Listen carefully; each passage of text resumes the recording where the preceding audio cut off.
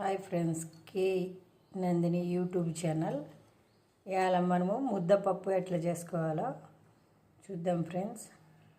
ఇది ముందుగా మనం కుక్కర్లో ఉడకబెట్టుకున్న పప్పు. ఇది ఇట్లా ఉడకబెట్టుకోవాలి. తర్వాత ఎలా చేయాలో చెప్తాను నేను. కరివేపాకు, ఎండుమిర్చి, పచ్చిమిర్చి, ఎల్లిపాయలు, నెయ్యి, ఒరిజినల్ నెయ్యి ఫ్రెండ్స్. ఇది ఇంట్లోనే తయారు చేసింది. ఇప్పుడు తాలింపు వేసుకుందాం ఫ్రెండ్స్. కడాయి పెట్టుకొని నెయ్యితోనే తాలింపు వేసుకోవాలి ఫ్రెండ్స్. ఫస్ట్ నెయ్యి వేసుకుందాం కడాయిలో.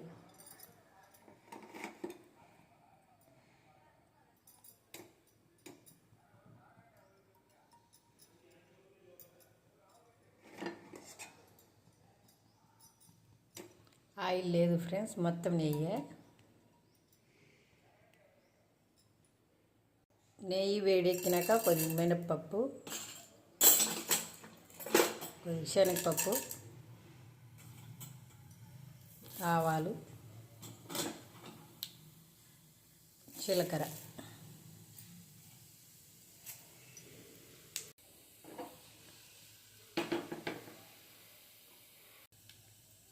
ఎల్లిపాయలు వేసుకొని, ఎండుమిర్చి, పచ్చిమిర్చి వేసుకున్నాం,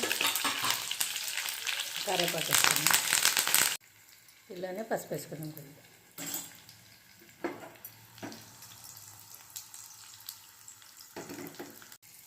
ఉడకబెట్టిన పప్పు వేసుకున్నాం కొంచెం.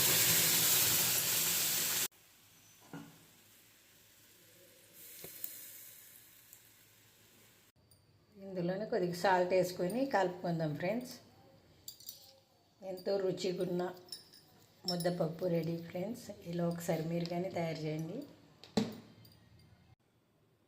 ఎంతో రుచిగా ఉండే పప్పు, ముద్దపప్పు.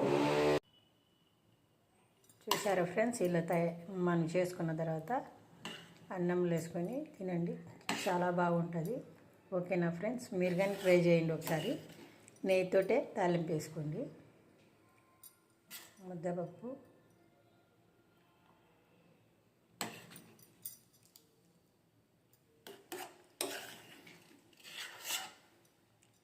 చాలా టేస్టీగా ఉంటుంది ఫ్రెండ్స్ ఇలా చేసుకుంటే.